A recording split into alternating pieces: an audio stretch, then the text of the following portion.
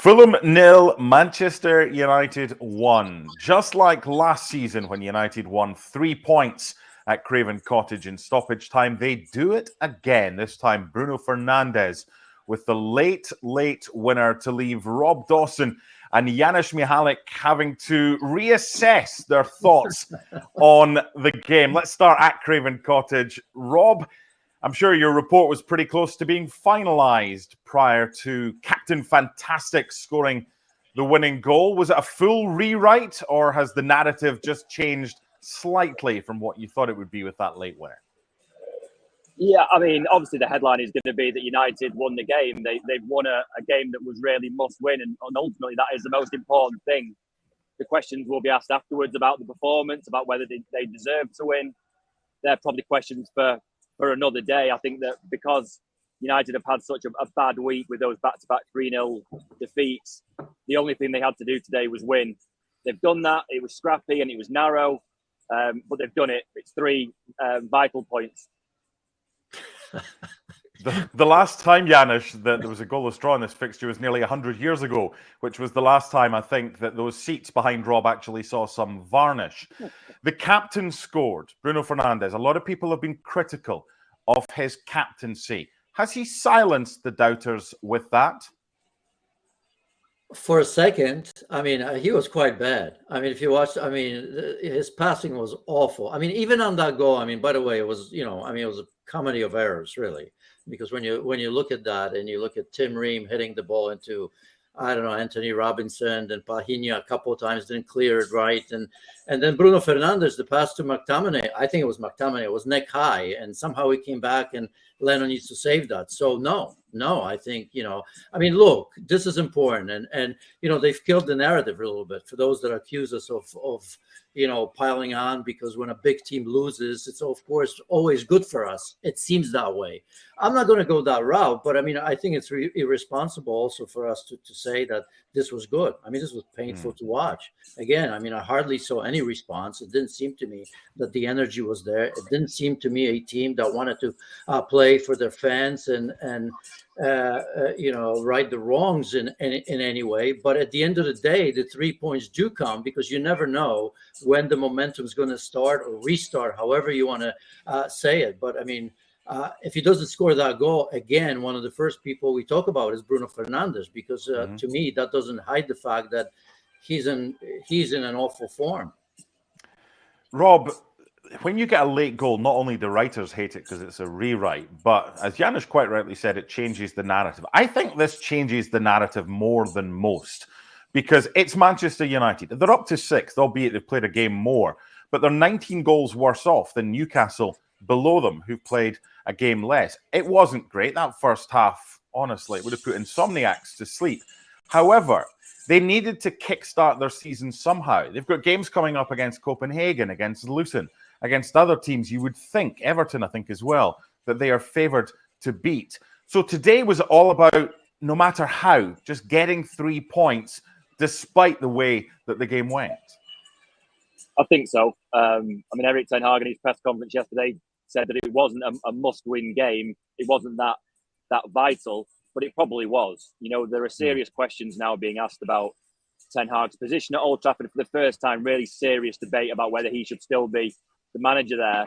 If they'd lost today, that would have intensified. I don't think a draw would have done him any favours either, because this is a game, really, with all due respect to Fulham, that Man United should be winning.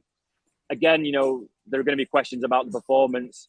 There's going to be a lot of nervous Man United fans travelling to Copenhagen in the week, thinking that if they put in a performance like they have today, they're probably going to get turned over by Copenhagen, which would leave them hanging by a thread in the Champions League. So, I mean, it's certainly not a result to kind of calm everyone's worries about this Man United team. But yeah, there are occasions where the result is the only thing that matters. And I would suggest that today is probably one of those. Yeah. Janus, Maguire and Evans at the back, and Garnacho on one side and Anthony on the other. That's because Marcus Rashford travelled with the squad, but we're told he was injured. What were your thoughts when you saw the news that Rashford wasn't involved, given everything that's happened over the past few days with the birthday party and the apology and everything like that? Well, I have to take it for what it is, right? I Sure. mean, I don't think any manager would not play at this stage, even, he said he would start him if he was fit, so that yeah. should put that to bed, should it not? So I don't have a problem with that. At center back, I do have a problem. I still don't understand the Varane situation. I mean, by the way, I'm not a doctor, but it looked to me like Maguire played with a concussion the entire game, and almost. I don't want to say he was begging to be asked, but everybody seemed to be thinking that he should be off, and yet Varane didn't come. That, to me, if that's the case, is irresponsible. We'll see if that comes out. You're going to have to do some digging here, because I truly don't understand that situation. Other than that, it's really a little bit of a desperation, because nobody's performing. We still don't understand what's happening with Mason Mount.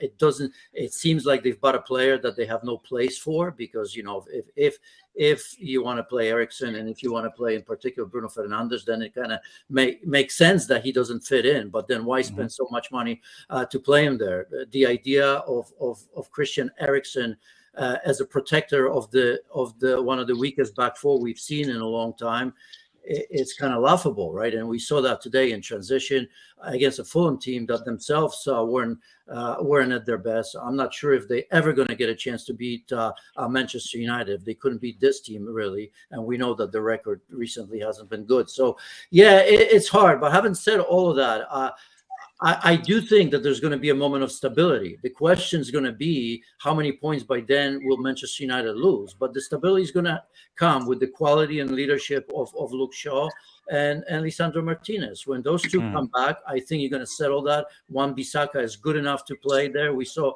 today, I mean, obviously he's kind of in and out and has had some injuries, but I think that stability is going to come. So if that's going to be good enough, is it going to be progress from last season? No.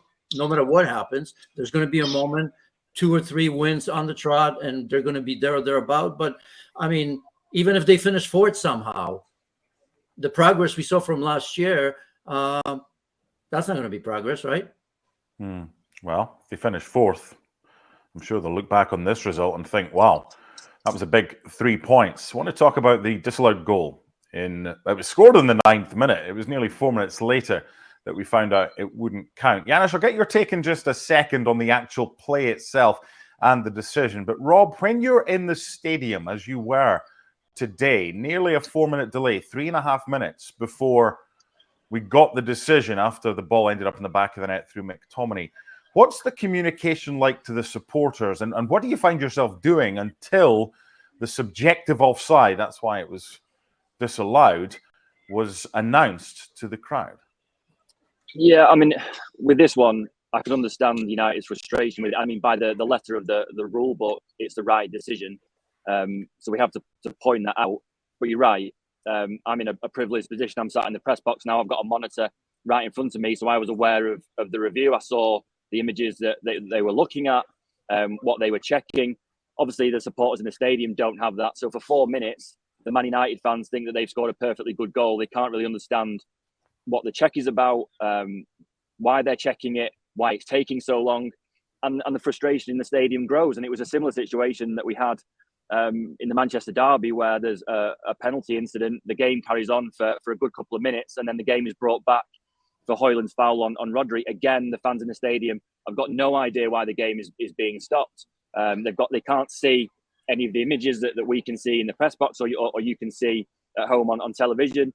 And it is affecting the match-going experience, because ultimately, people come to stadiums to enjoy the emotion of goals, and they don't feel that they can have that anymore. And again, the officials today have arrived at the right result, and it's difficult because a couple of weeks ago with that Tottenham-Liverpool game, we were criticising everyone for rushing a decision. Today they've taken the time and they've ended up at the right result.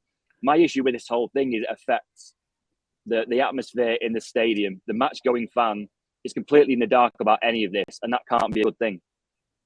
We talk about offsides on the whole, Janus, being objective. They either are or they aren't.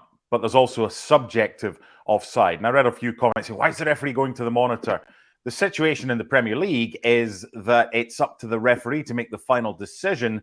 He can be advised by the video assistant referee and their team that they think the player had a material impact in the goal from an offside position, but it's up to the referee, because you can draw the lines all you want, as they did, and we saw that Maguire was offside, but it's up to the referee to decide if Maguire was playing a role, a sufficient enough role in that build-up for play to be chalked off. Do you agree with Rob? Do you think the right decision was reached eventually?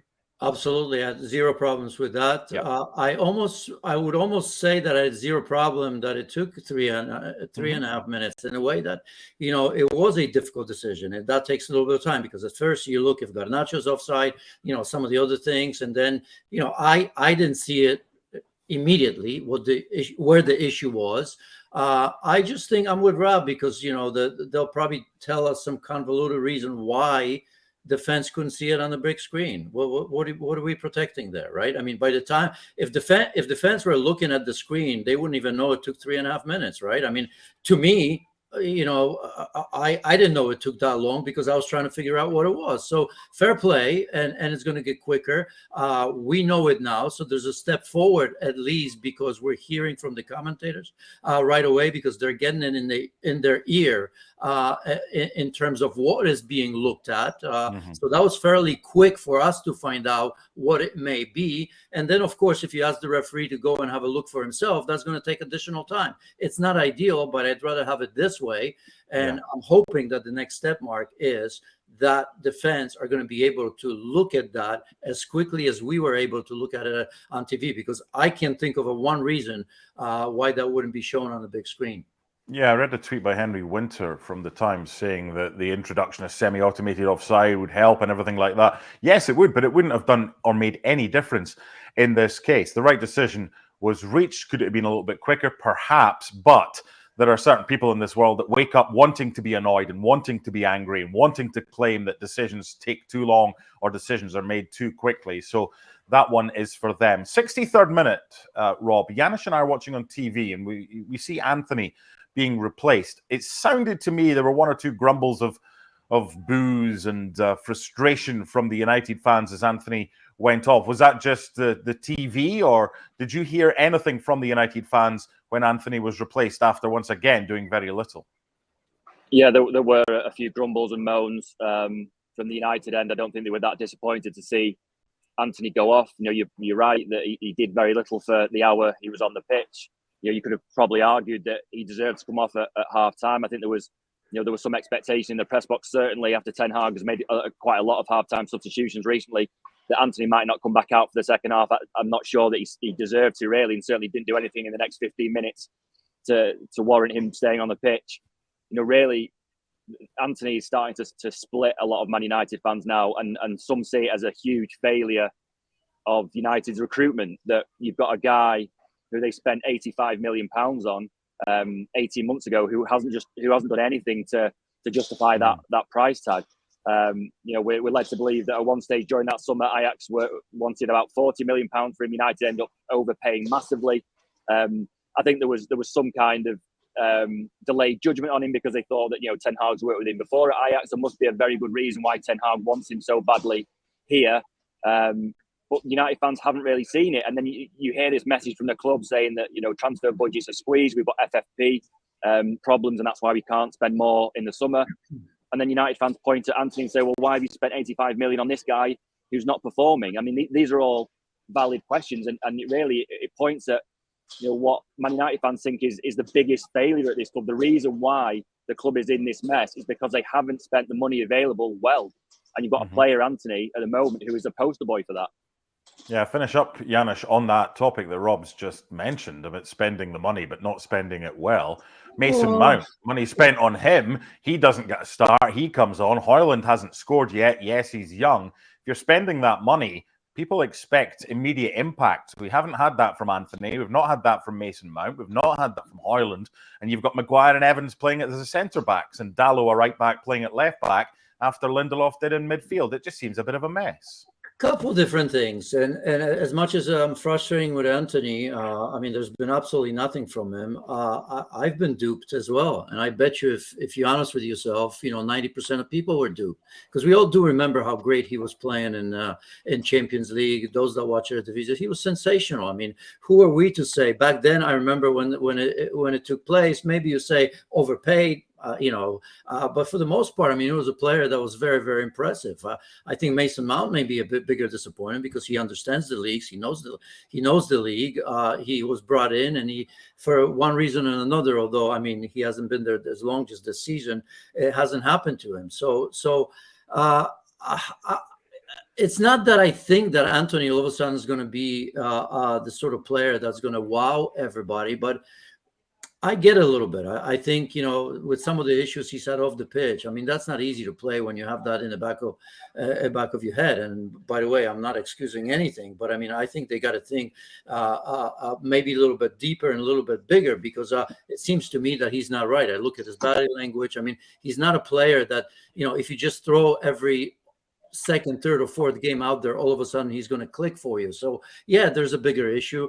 I mean, but I think if you look at Manchester United, as I said, this could be a catalyst, this game, but I don't know if they've hit the bottom just yet. I mean, I think Rob has said it. This Copenhagen trip, my goodness, we may be back in the same place in a couple of days. Final question for you, Rob. Was that a giant piece of wallpaper to paper over a giant crack, or was that the start of the United comeback this season? What do you reckon? I can't see it triggering anything significant, to be honest. I hope I'm wrong for their sake and for Erik ten Hag's sake, but I can't see it. It was said to us by people at United this week, the next 3 games are against Fulham, against Copenhagen, and against Luton, and that they are all very winnable games, which is true.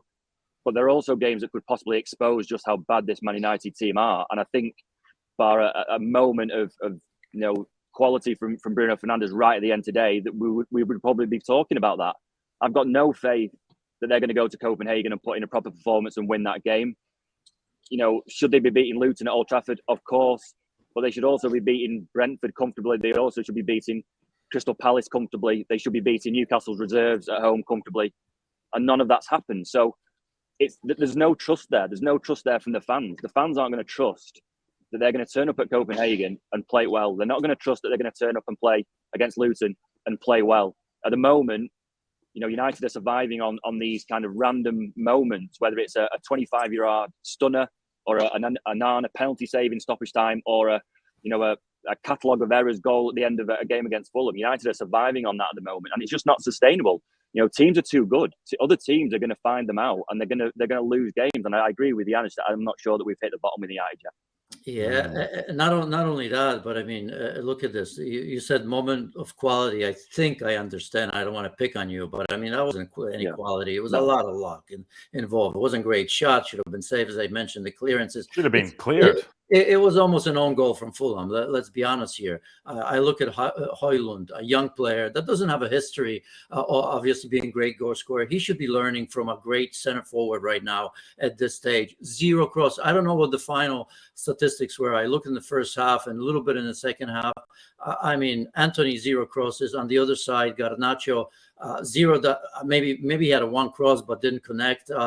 Dalot maybe had 1 that connected, and I don't even think it was with Højlund and Wan-Bissaka. I think nothing as well.